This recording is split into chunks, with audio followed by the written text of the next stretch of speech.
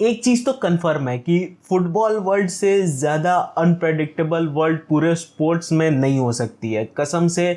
मतलब 2 घंटे में 3 घंटे में ऐसी चीज़ें करवट लेती हैं कि तुम खुद नहीं अंदाज़ा ले सकते हो कि क्या चल रहा है आखिर बैक पे। Hey what's up guys, it's your boy Swaggy signing in. और भाई यार, फुटबॉल में घंटों में ऐसी चीज़ें बदलती है ना, जैसे तुम्हारी एक्स के रंग। तो आते हैं यार सीधा मुद्दे पे। और आज के अगर सबसे पहले अपडेट की बात करें, जो कि आर्सेनल से है और बहुत ज़्यादा ही कॉन्ट्राडिक्टिंग हो रही है, वो है आर्सेनल का गुंडोगन को साइन करने के लिए थोड़ी सी सीरियसनेस लेना। अब तुम्हें पहले से पता है कि आर्सेनल डेक्लन राइस पर अपनी नज़र गड़ा कर बैठी है और आर्सेनल डेक्लन राइस को साइन करना चाहती है। एंड डेक्लन राइस का भी अब ऐसा सिचुएशन था कि डेक्लन राइस भी अब छोड़ना चाहते हैं। एंड आर्सेनल अब उन्हें सीधा सा पकड़ कर रखी हुई है कि अब तुम ज्वाइन करोगे तो आर्सेनल ही ज्वाइन करोगे। अब ऐसे में जो सेकेंड अपडेट आती है आर्सेनल की तरफ से, वो है कि वो इके गुंडोगन को भी साइन करना चाहते हैं। अब इस पूरे सिचुएशन को ध्यान से समझने की कोशिश करना, बिकॉज इके गुंडोगन से रिलेटेबल कहानी अभी बार्सिलोना की भी आ रही थी और अब कहीं ना कहीं बायर्न म्यूनिख की भी आ रही है कि इके गुंडोगन को वो साइन कर सकते हैं। अब ऐसे में जो फ्रंट रनर्स हैं वो अभी भी बार्सिलोना ही हैं इके गुंडोगन को साइन करने के लिए, क्योंकि बार्सिलोना बहुत ज़्यादा ईगर है। और ऐसे तुम्हें कुछ महीने पहले भी ऐसे तुम्हें रूमर्स सुनने को मिले होंगे कि बार्सिलोना ने ऑलरेडी इके गुंडोगन की साइनिंग कंप्लीट कर दी है और वो अब बस वेट कर रहे हैं। बट बार्सिलोना ने बाद में फिर इस चीज़ को सिरे से नकार दिया था कि इके गुंडोगन के रिलेटेड उन्होंने अभी तक कोई भी मीटिंग नहीं करी है, कुछ भी नहीं करी है। इनफैक्ट तुम्हें ये भी न्यूज़ देखने को मिली होगी कि इके गुंडोगन खुद बार्सिलोना के ऑफिस के बाहर दिखे थे, बट ऐसा कुछ नहीं हुआ था एंड वो कोई और था और ये चीज़ थोड़ी सी मिसकंसेप्शन क्रिएट कर दी थी। बट उसके बाद ये चीज़ जरूर आई थी कि बार्सिलोना इके गुंडोगन को साइन करना चाहती है। और ऐसे में जब ये रिपोर्ट आ रही है कि आर्सेनल भी ईगर है, तो अब ये थोड़ी सी बैटल पकड़ेगी इके गुंडोगन के लिए इस समर में, बिकॉज आर्सेनल और बार्सिलोना दोनों को ही एक ऐसी मिडफील्ड की रिक्वायर्ड है जिसमें इके गुंडोगन बहुत अच्छे से फिट बैठते हैं। अब ऐसे में पूरी सिटी का क्या रूप है इस पर, तो सिटी ने एक्चुअली एक कॉन्ट्रैक्ट रिन्यूअल ऑफर कर दिया इके गुंडोगन को, जो कि 2025 तक होगी और उसमें इके गुंडोगन जैसे ज्यों कहते हो जिस पोजीशन पर खेल रहे हैं उसी पोजीशन पर रहेंगे।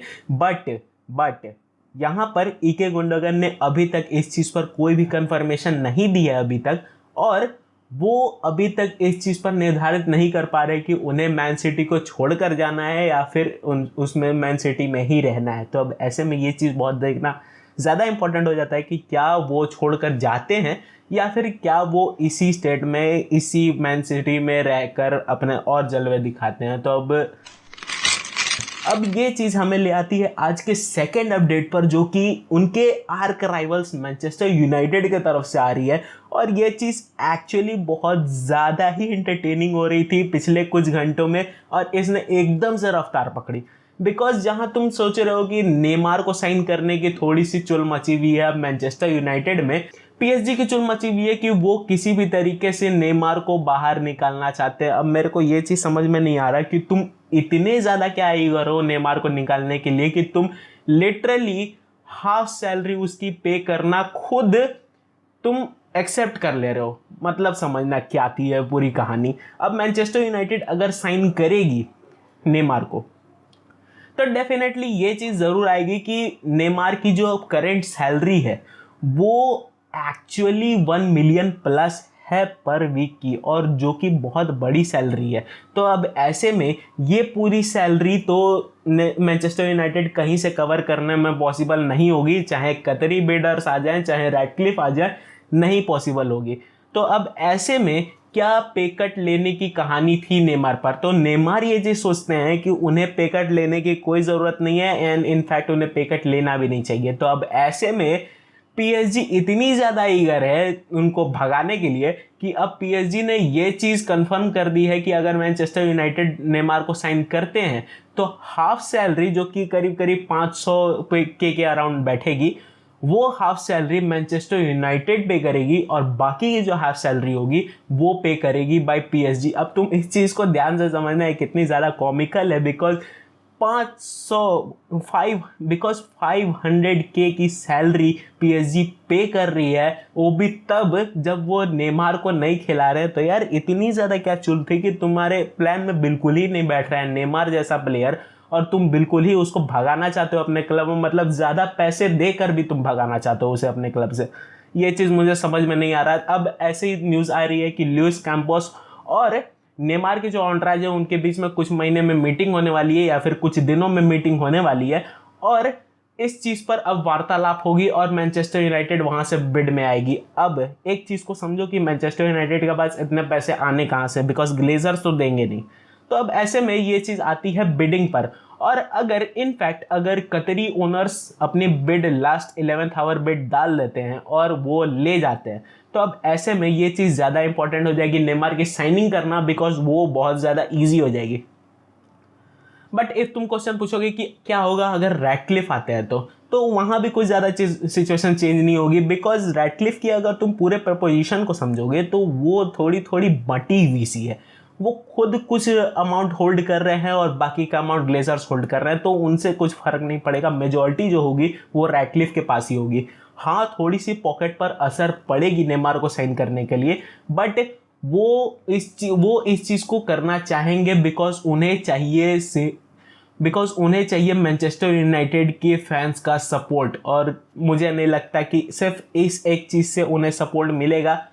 दे दो ये क्या, तुम्हारी मर्जी यार, तुम किसी को भी सपोर्ट कर सकते हो। After all we live in a democratic country. ये चीज़ वो डेफिनेटली सोचेंगे कि ये चीज़ करने पर उन्हें मैनचेस्टर यूनाइटेड के जो फैंस हैं, जो अल्ट्राज हैं, उनके तरफ से उन्हें सपोर्ट मिल जाएगा, और जो टेक ओवर की पूरी कहानी है वो और ज़्यादा स्मूथ हो जाएगी। आते हैं आज के सबसे बड़े घुमावटी अपडेट पर, जो कि पिछले 24 घंटे में इतनी ज़्यादा तुल पकड़ी है इस पूरे अपडेट ने कि सब पूरी फुटबॉल मीडिया और पूरी की पूरी फुटबॉल वर्ल्ड हिल रखी है बिल्कुल। तो ये कहानी है एक्चुअली विनीशियस जूनियर की। तुम्हें ऑलरेडी पता है कि रेसिज्म की क्या कहानी हो रही है लिटरली, और अब ये चीज़ है कि पूरी की पूरी फुटबॉल वर्ल्ड में जितने भी पुराने प्लेयर्स थे, जितने भी लेजेंड्स थे, या फिर जितने भी करंट प्लेयर्स हैं, वो सारे विनीशियस जूनियर के सपोर्ट में आ गए हैं एंड उनके साथ खड़े हैं। चाहे तुम कासेमीरो की बात करो, चाहे तुम पूरी की पूरी रियल मैड्रिड की टीम की बात करो, चाहे तुम सैंचो की बात करो, चाहे तुम एम्बापे की वो मैसेज की बात करो, या फिर पूरे वर्ल्ड की, या फिर तुम पेले फाउंडेशन की बात करो, तो सब विनीशियस जूनियर के साथ खड़े हैं। अब ऐसे में एक रिपोर्ट जो कल बिल्कुल से एकदम से आउट ऑफ द बॉक्स आती है, वो है क्या विनीशियस जूनियर रियल मैड्रिड को छोड़कर जा सकता है, और यही सबसे बड़ा मुद्दा है एट प्रेजेंट।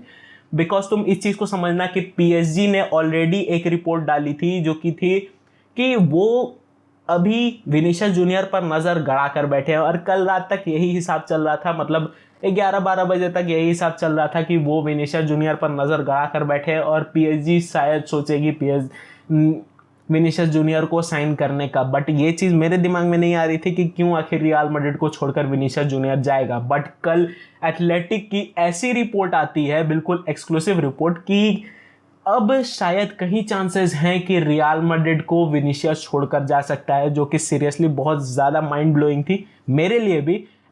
मैंने इस चीज़ पर थोड़ी सी ज़्यादा रिसर्च करने की कोशिश की, तो उसमें ये चीज़ आई कि जो एथलेटिक के जो रिपोर्टर्स थे, उन्होंने विनीशियस के पर्सनल जो फैमिली मेम्बर्स थे उनसे बात करी, और उनका सबका यही कहना था कि विनीशियस इस चीज़ से लड़ना चाहता है, या अब उसने लास्ट लाइन में ये चीज़ कह दी कि या तो वो रहकर या तो यहाँ से बाहर निकल के। अब ये चीज़ समझना बहुत बड़ी बात है, क्योंकि ये चीज़ उसने पर्टिकुलरली मार्क कर दी कि या तो यहाँ से रहकर या तो यहाँ से बाहर निकल कर, बिकॉज ऑफ कोर्स जिस तरीके से रियल मैड्रिड की जो नेचर रही है, जो एटीट्यूड रही है इस पूरी सिचुएशन को होल्ड करने की, वो बिल्कुल ही गलत रही है। और अब जैसे ही ये रिपोर्ट आती है, अगले ही 2 घंटे में सिर्फ और सिर्फ कहानी ऐसे बदल जाती है कि मतलब रियल मैड्रिड ने ऑफर डाल दिया विनीशियस जूनियर के लिए। रियल मैड्रिड के जो ओनर है फ्लोरेंटिनो पेरेज, वो पर्सनली चले गए विनीशियस जूनियर से और मिलने के लिए, और रियल मैड्रिड ने 2 ऑफिशियल स्टेटमेंट्स ऐसे डाल दिए जिसमें पर्टिकुलरली ये मेंशन था कि वो विनीशियस जूनियर के साथ में एक्शन लेंगे और पूरी की पूरी ला लीगा पर वो एक्शन लेंगे। इनफैक्ट पूरी की पूरी जिसने मास्टेला ने पूरी जो ये कहानी की है उस पर ये पूरे तरीके से एक्शन लेंगे, और जो जूरी है, जो एक्चुअली जो ऑफिसर हैं, उन पर भी अब रियल मैड्रिड ने एक केस डाल दिया है, बिकॉज इस चीज़ को वो बहुत धीरे धीरे सर्च कर रहे हैं। एंड एक और चीज़ है कि अब कॉन्ट्रैक्ट भी दे दिया है विनीशियस जूनियर को 2027 तक के एक्सटेंशन का। तो अब ये चीज़ मतलब रियल मैड्रिड भी अब ईगर हो गई विनीशियस जूनियर को वापस से साइन कराने के लिए।